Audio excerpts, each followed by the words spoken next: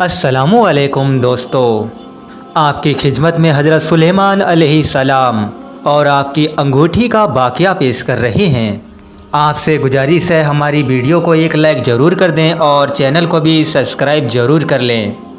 آئیے شروع کرتے ہیں۔ بسم اللہ الرحمن الرحیم۔ حضرت سلیمان علیہ السلام اللہ کے پیغمبر تھے اور بادشاہ بھی تھے، بادشاہت بھی کرتے تھے۔ سلیمان علیہ السلام حضرت داؤد علیہ السلام کے بیٹے تھے اور حضرت داؤد علیہ السلام بھی اللہ کے پیغمبر تھے۔ حضرت داؤد علیہ السلام پہ اللہ تبارک تعالیٰ نے زبور کتاب نازل فرمائی تھی۔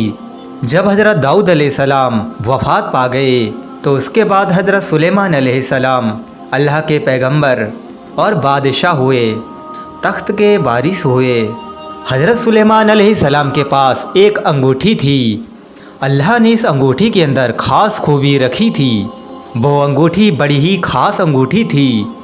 اس معجزاتی انگوٹھی کے بدولت، اسی انگوٹھی کے بدولت آپ کو بادشاہی ملی تھی۔ اسی انگوٹھی میں سب کچھ تھا۔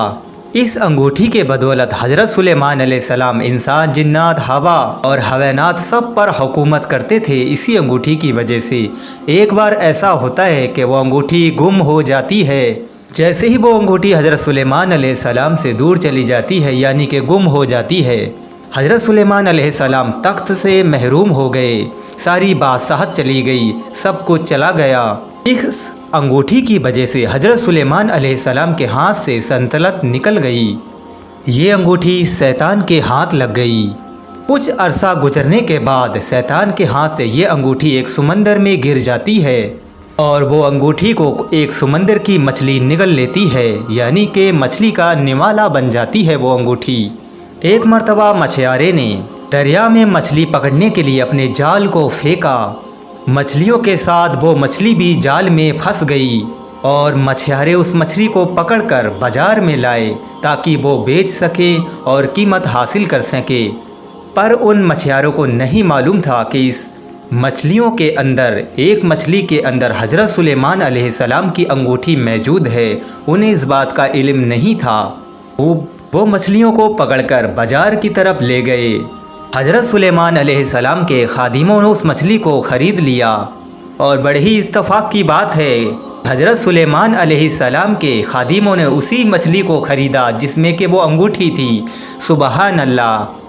وہ مچھلی کو سلیمان علیہ السلام کے محل میں لے آتے ہیں اور مچھلی کو صاف کرنے کے لیے اس کو پیٹ کو چاک کیا جاتا ہے، یعنی کہ اس کے پیٹ کو کاٹا جاتا ہے۔